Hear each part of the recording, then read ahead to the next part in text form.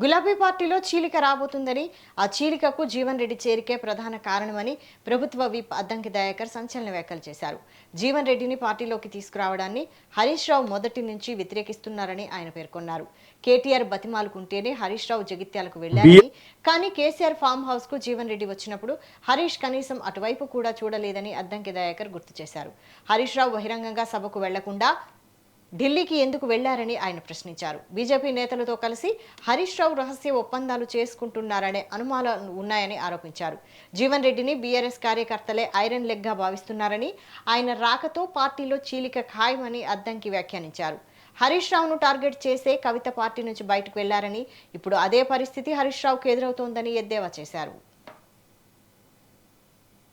జీవన్ రెడ్డి చేరిక బీఆర్ఎస్ చీలిక కారణమవడం అనేది ఈ రోజు కనిపిస్తున్నది నాకు. ఎందుకంటే మొదటి నుంచి హరీష్ రావు జీవన్ రెడ్డి గారి చేరికను వ్యతిరేకిస్తున్నట్టుగా తెలుస్తుంది. ఎన్నోసార్లు హరీష్ రావుకి ఇష్టం లేకపోయినా కేటీఆర్ బతిలాడుకొని జీవన్ రెడ్డి ఇంటికి తీసుకుపోవడం, లేదంటే కేసీఆర్ కాడికి తీసుకుపోవడం అనేది జరుగుతుంది. కానీ ఈ రోజు జీవన్ రెడ్డి చేరిక రోజు ఎందుకు హరీష్ రావు రహస్యంగా ఢిల్లీకి బీజేపీ నాయకులతో వెళ్లినట్టుగా ఒక అనుమానం ఉంది. ఈ రోజు ఢిల్లీకి వెళ్లింది దేనికోసం? బీజేపీ పార్టీ నాయకులతో కలిసి వెళ్లిపోయినట్టుగా చర్చ జరుగుతున్నది. రెండవది, ఆయనకి ఇష్టం లేకున్నప్పటికి కూడా బలవంతంగా జీవన్ రెడ్డి గారిని వీళ్ళు చేర్చుకోవడం, వాళ్లకు ఐరన్ లెగ్ గా జీవన్ రెడ్డి కల్పియడం అనేది కేసీఆర్ కేటీఆర్ పట్టించుకోకపోవడం అనేది కూడా ఇదొక కారణంగా చెప్తున్న పరిస్థితి. ఏడాది కాలం పాటు ఫామ్ హౌస్ లోనే ఉన్న కేసీఆర్ తన రాజకీయ స్వార్థం కోసమో, తన కొడుకు రాజకీయాల కోసమో ఇలా జీవన్ రెడ్డిని తెచ్చుకుంటుండు అనడానికి ఈ రోజు వాళ్ళు